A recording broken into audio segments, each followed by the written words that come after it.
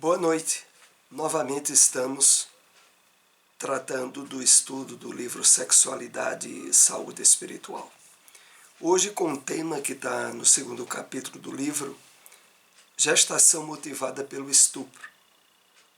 A primeira parte é um estudo que nós iremos desdobrar no próximo encontro. Mas vamos primeiramente fazer uma introdução com um breve comentário de uma mensagem do Espírito Emmanuel,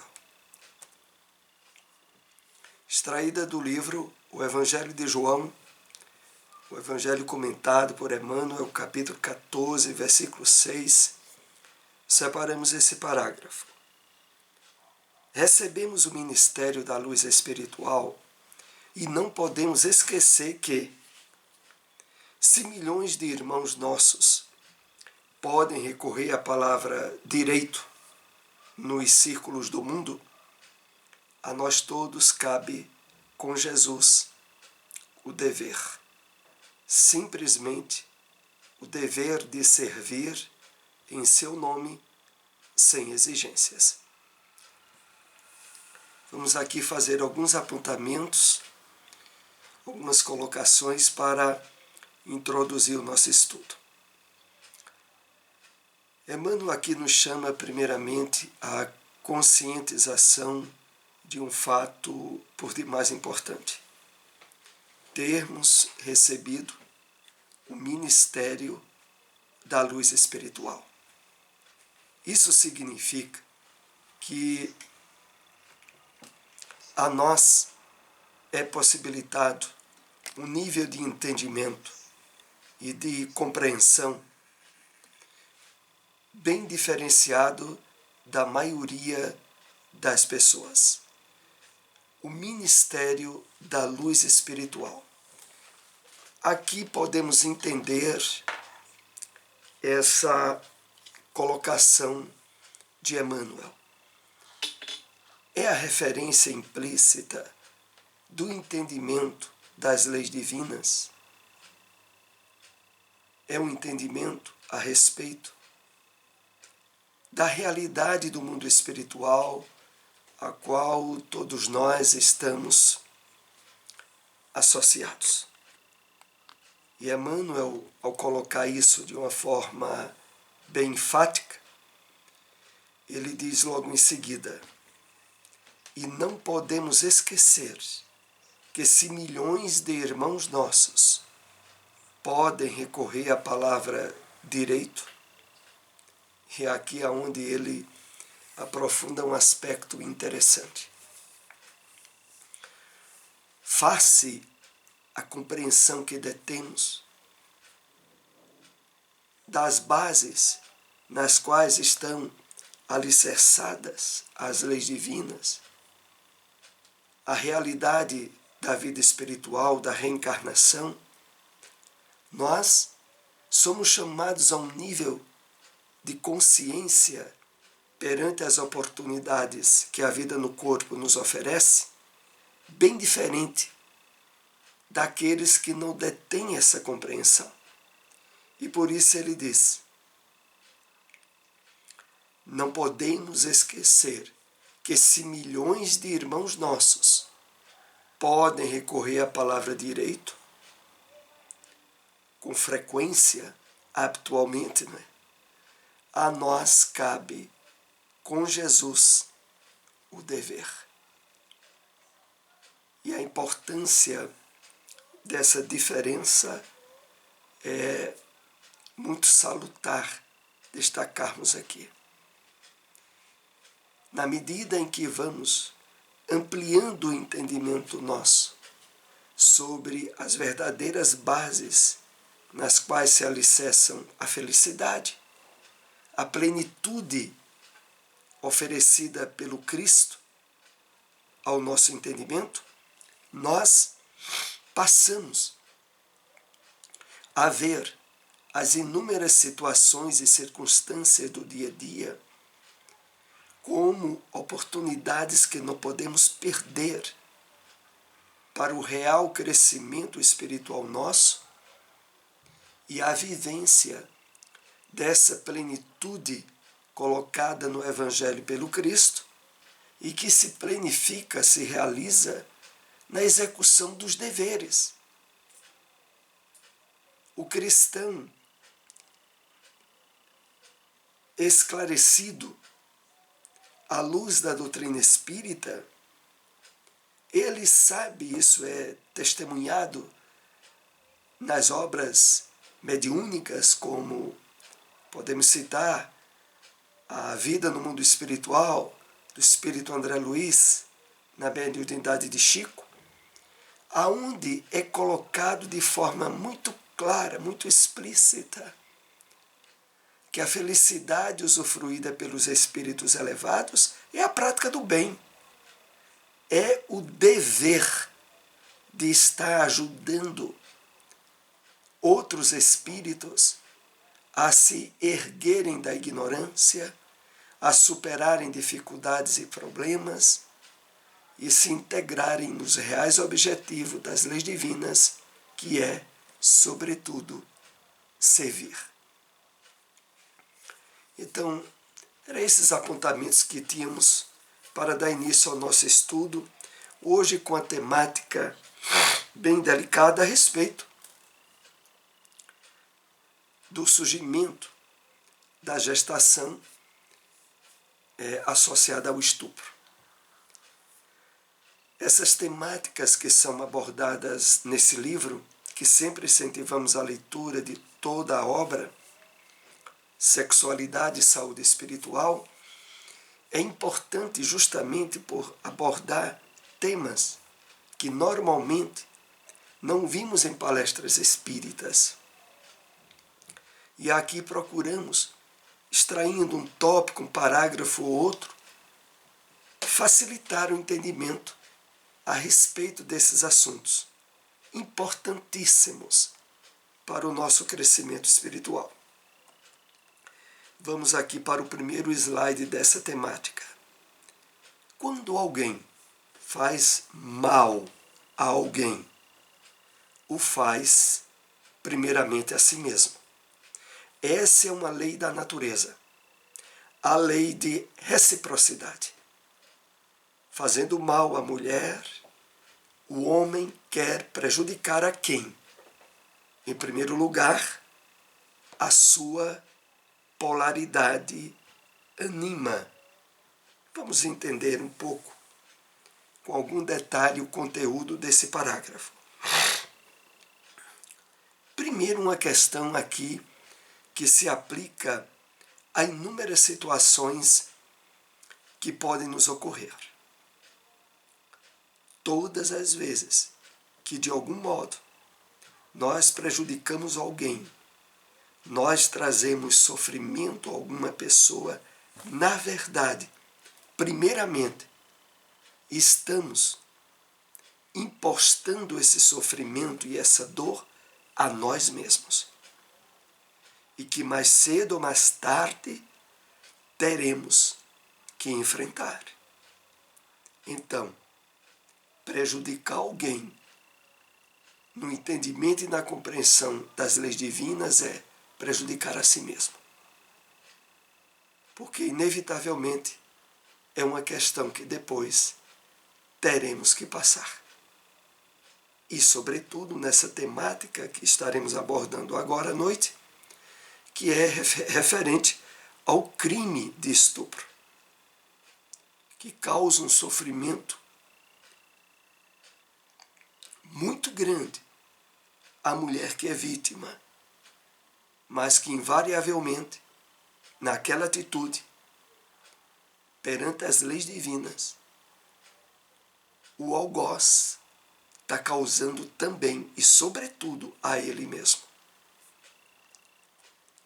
O espírito, mas ainda voltando a algo aqui que eu ia esquecendo de comentar. Fazendo mal à mulher, o homem quer prejudicar a quem? Em primeiro lugar, a sua polaridade anima. Como assim? É aquele entendimento que já andamos aqui compartilhando. Às vezes surge, inclusive no estudo da série psicológica de Joana de Ângeles, que temos aqui todos os domingos. às 3h30 da tarde. E como é esse entendimento? É que espiritualmente devemos considerar o espírito não tem sexo. E dentro de nós, a polaridade feminina e masculina é o resultado de diversas encarnações que já tivemos. Utilizando-se da palavra em latim, anima, a parte espiritual feminina que trazemos, e animus, a parte masculina. E isso ocorre com todos nós que estamos encarnados. Temos essas duas polaridades dentro de nós, o que não significa nenhum nível de conflito. Se tivermos estabelecido um nível de equilíbrio na nossa vida sexual. Mas, nesse caso aqui, voltando à temática daquele que comete um estupro, ele está tentando atingir a sua polaridade anima, prejudicar essa parte que de alguma forma nele está desequilibrada e que ele tenta anular. Vamos compreender isso à medida que o estudo for transcorrendo.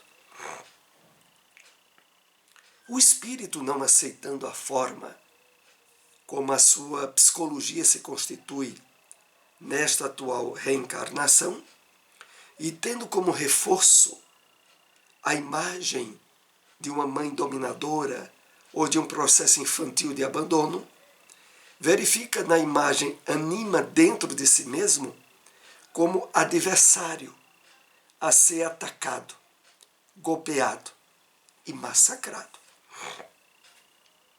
Então, associado a esse distúrbio do comportamento sexual do homem está essa questão tanto associada a traumas, a sofrimentos que ele pode ter passado na infância, associado à sua mãe, ou até mesmo o processo infantil de abandono. Mas a questão toda é que é como se ele, dessa forma tão violenta e deturpada, estivesse tentando inconscientemente atingir os aspectos femininos ou a anima que ele traz inserido, traz dentro de si, e levando aquele sofrimento atroz à mulher, ele está ao mesmo tempo tentando causar aquele sofrimento a essa parte do seu psiquismo. Ele quer agredir sexualmente a mulher para mostrar domínio, força, mas está intimamente agredindo a si mesmo para que possa subconscientemente agredir toda a família feminina que não lhe deu atenção devida.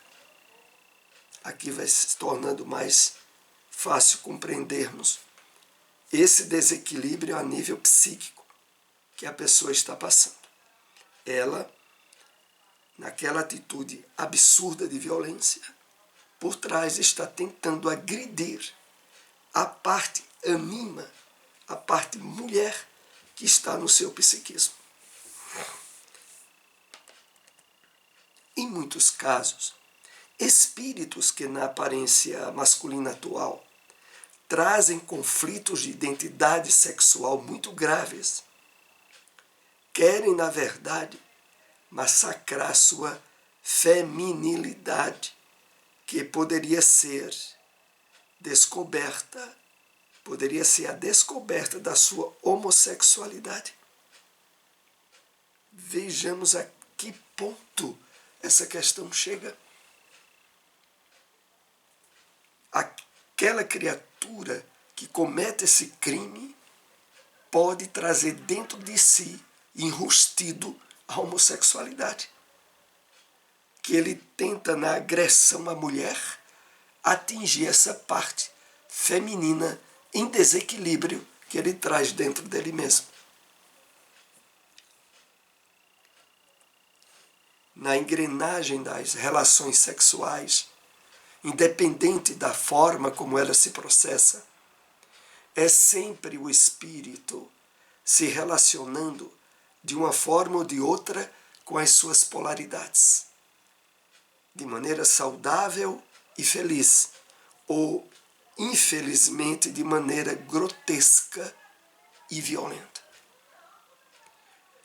Então, podemos deduzir que da forma com que o homem ou a mulher conduz a sua sexualidade, a sua vivência nas relações íntimas, ela está expressando de uma forma subconsciente a maneira com que ela trata essa outra parte oposta à sua apresentação física e que é atingida também. Então, se homem, dentro de si, a questão anima do psiquismo feminino. Se é mulher, a questão animus da psicologia masculina. A maneira com que se conduz nas relações íntimas com o parceiro ou com a parceira, nós estamos, de alguma forma, expressando o nível de equilíbrio ou de desequilíbrio, de harmonia ou de desarmonia com que tratamos a nossa própria intimidade, como de fato acontece.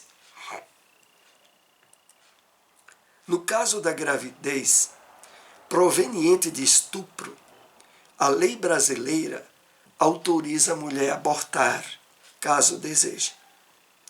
Quais são as implicações do aborto nessa condição? Implicações espirituais e sociais muito graves. Mesmo diante das atrocidades humanas, nas leis divinas, tudo funciona com harmonia, equilíbrio e justiça. Vamos entender um pouco o que está implícito nesse conteúdo do livro.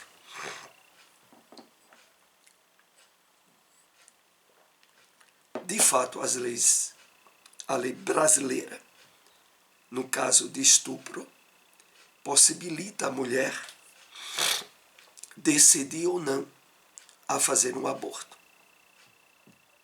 Mas aqui a questão começa a ser analisada conosco em termos espirituais.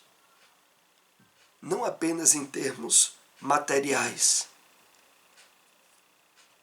em termos espirituais. E a questão é essa, é que mesmo diante dos absurdos do comportamento da criatura humana, por trás de tudo o que acontece na Terra, há as leis divinas. E para essas leis, há uma condução, um encaminhamento, aonde harmonia, equilíbrio e justiça estão delineadas, mesmo no caso de uma gravidez por estupro, como iremos ainda analisar mais adiante. A sociedade materialista dita suas leis de acordo com os seus interesses, mas Deus coloca as suas leis de acordo com a verdade. No caso do estupro, a trajetória reencarnatória teve um agravante, porque o espírito jamais é colocado na Terra para sofrer ou fazer qualquer violência. Ninguém reencarna na sua programação para se tornar um criminoso ou um estuprador ou um desequilibrado em qualquer área. Os objetivos delineados pelas leis divinas é o progresso, é a evolução, é o equilíbrio, é a harmonia. Não obstante, sabemos dessas ocorrências devido ao mau uso do livre-arbítrio por parte do homem. Então, no caso do estupro, essa trajetória reencarnatória teve um agravante. Aconteceu algo que não estaria na programação, nem da vítima, nem do algoz, mas ocorreu. Ninguém reencarna, voltamos a dizer, para sofrer esse tipo de situação. Mas torna-se possível acontecer devido a causas do seu passado encarnatório. Não que justifique, mas que explica por que a ocorrência é possível no mundo de provas e expiações como é a Terra. Essa mulher, se aceitar o filho que lhe chega, poderá se desincumbir de muitas faltas na própria alma. Mas caso ela não o consiga, porque psicologicamente está muito abalada e afetada, deverá compreender que, antes de tudo, a vida é um patrimônio de Deus e doar essa vida para a sociedade. Doar essa vida para a sociedade seria entregar o filho, a filha, para um processo de adoção, mas de levar à frente a gravidez até vir a ter o filho. Caso opte por isso, ela, conforme bem delineado aqui no texto, poderá estar se desincumbindo de faltas da própria alma. A questão é essa. A pessoa traz pendências perante as leis divinas na área do desequilíbrio da sexualidade. Ao passar por uma situação tão dolorosa como é o estupro, não ocorreu por acaso. Não que tivesse de acontecer, mas era possível face os desequilíbrios que aquele espírito trouxe do passado, que aquela mulher trouxe. Mesmo que ela não se lembre deles na atual encarnação, o que normalmente acontece, de não haver qualquer lembrança. Mas perante o que nós aprendemos na revelação espírita, ocorrendo e aceitando aquela situação, sem incorrer em um novo crime que seria o aborto, perante a sua consciência cósmica, ela poderá estar se quitando perante questões muito graves do passado.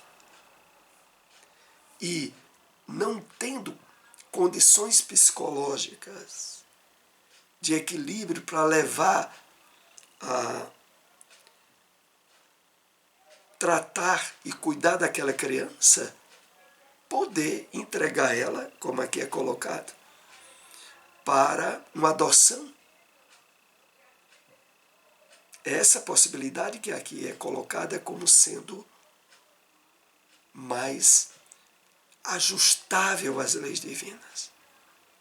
Porque analisando bem a questão, o filho, a filha que está por nascer, não pode ser culpada pelo crime que ocorreu.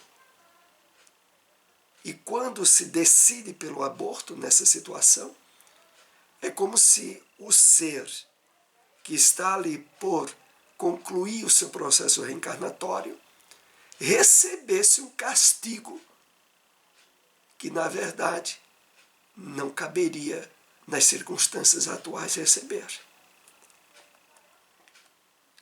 O que é imensamente prejudicial é considerar que, através do estupro, a vida gestacional não tem valor, não mereça qualquer consideração. Isso seria voltar muitos séculos de ignorância e treva dentro do entendimento humano. Então, concluindo essa primeira parte desse conteúdo que o livro nos traz, nós somos chamados a essa reflexão. É um absurdo considerar